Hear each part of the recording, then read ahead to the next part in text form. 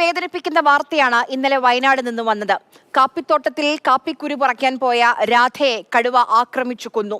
150 മീറ്ററോളം രാധയുടെ ശരീരം കടുവ വലിച്ചിഴച്ചു കൊണ്ടുപോയി. പിന്നീട് വളരെ കഷ്ടപ്പെട്ടാണ് ആ കടുവയെ തുരത്തി ആ മൃതദേഹം തിരിച്ചെടുക്കാൻ വനംവകുപ്പ് ഉദ്യോഗസ്ഥർക്കൊക്കെ കഴിഞ്ഞത്. ഇപ്പോഴും ആ പ്രദേശത്ത് തന്നെ കടുവയുടെ സാന്നിധ്യമുണ്ട് എന്നാണ് ആളുകൾ പറയുന്നത്. ഇന്നലെ സംസ്ഥാന സർക്കാർ നഷ്ടപരിഹാരം 5 ലക്ഷം രൂപ ആദ്യ ഗഡു ആ കുടുംബത്തിന് കൈമാറി. പക്ഷേ ഒരു ജീവന് പകരമാകുമോ ഈ നഷ്ടപരിഹാരങ്ങൾ? ഇന്ന് രാധയുടെ സംസ്കാര ചടങ്ങുകൾ പൂർത്തിയാക്കി. അതിനു പിന്നാലെ വലിയ പ്രതിഷേധമാണ് ആ പ്രദേശത്ത് കണ്ടത്. വനംവകുപ്പ് ഉദ്യോഗസ്ഥരുമായി ഇന്നും നാട്ടുകാരുടെ വാക്കേറ്റവും സംഘർഷവും ഒക്കെ ഉണ്ടായി. അവർ ചോദിക്കുന്നത് ആ കടുവയെ കണ്ടാൽ നിങ്ങൾ വെടിവെച്ച് കൊല്ലുമോ എന്നുള്ളതാണ്. അതിന് കൃത്യമായൊരു ഉത്തരം നൽകി അവരെ ആശ്വസിപ്പിക്കാൻ, അവരെ സാന്ത്വനിപ്പിക്കാൻ, അവരുടെ ആശങ്കകൾ അകറ്റാൻ നിലവിൽ വനംവകുപ്പ് ഉദ്യോഗസ്ഥർക്ക് കഴിഞ്ഞിട്ടില്ല. കടുവയെ കണ്ടാൽ ഉടനെ വെടിവെച്ച് കൊല്ലണം എന്നാണ് ജനങ്ങളുടെ ആവശ്യം. സൂട്ടഡ് സൈറ്റ് ആണോ, അല്ലെങ്കിൽ നിങ്ങൾക്കത് ചെയ്യാൻ പറ്റുമോ, അതിന് മറ്റേതെങ്കിലും തരത്തിലുള്ള തടസ്സങ്ങളുണ്ടോ? കൂട്ടിൽ കയറിയാൽ വെടിവെക്കുമോ? ഇല്ല. കൂട്ടിൽ കയറിയാൽ നമുക്ക് ചെയ്യാൻ ഞങ്ങൾ 6 മണിക്കൊക്കെയാണ് ഇവിടുന്ന് മലന്റെ മേലേക്ക് പണിക്ക് കയറുന്നത്. അത് കോട മൂടിയിട്ടാണെങ്കിൽ കണ്ണുവരെ കാണൂല.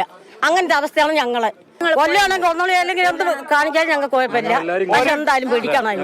അല്ല, ഇതില് ഒറ്റ കാര്യമുള്ളൂ, നിങ്ങൾ കടുവനെ കൊല്ലേണ്ടി വരില്ല, ഞങ്ങളെ കൊല്ലേണ്ടി വരും. ഞങ്ങളെ കൊല്ലേണ്ടി വരും. വെട്ടുന്ന കാര്യം നിങ്ങളോട് പറഞ്ഞില്ലേ?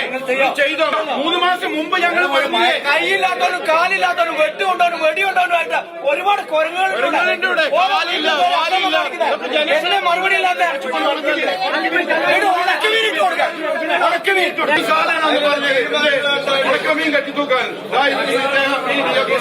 ഞങ്ങൾ വെടിവെച്ച് കൊല്ലാൻ പറ്റുമെങ്കിൽ വെടിവെച്ച് കൊല്ലാൻ തന്നെയാണ് തീരുമാനമെന്ന് പറഞ്ഞു. ഞങ്ങൾ അംഗീകരിക്കുന്നു. നിങ്ങൾ പറയുമ്പോൾ പുറമോടിയാണ്, സമ്മതിച്ചു. പക്ഷെ ഞാൻ പറയുന്നു, ആ ഓർഡറിലുള്ള 5 ക്ലോസുകൾ, ആ ക്ലോസുകൾ ഒന്ന് നിങ്ങൾ വിശദീകരിക്കുന്നേ. നിങ്ങളൊന്ന് എന്നിട്ട് പറയാം മറുപടി. ഇപ്പോൾ 2 കൂടുകളാണ് ആ പ്രദേശത്ത് സ്ഥാപിച്ചിട്ടുള്ളത്.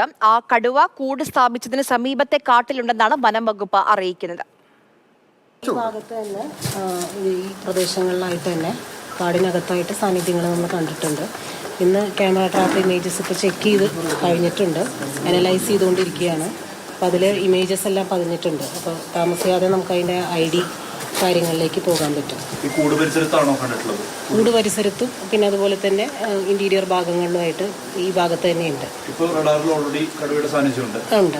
ടിഫലെഫോർഡിന്റെ ഉത്തരവ് അനുസരിച്ചിട്ട് കൂട്ടിലാക്കാനും പിന്നെ ട്രാങ്കുലൈസിങ്ങും അതുപോലെ തന്നെ ഷൂട്ട് ചെയ്യാനുമുള്ള 3 ഉത്തരവും നമുക്ക് ലഭിച്ചിട്ടുണ്ട്. അപ്പോൾ തുടർന്ന് എങ്ങനെയാണ് സാഹചര്യങ്ങൾ വരുന്നതെന്ന് വെച്ചാൽ അതിനനുസരിച്ച് മുന്നോട്ട് നമ്മൾ ഏതാണെങ്കിലും പ്രയോഗിക്കാനായിരിക്കും.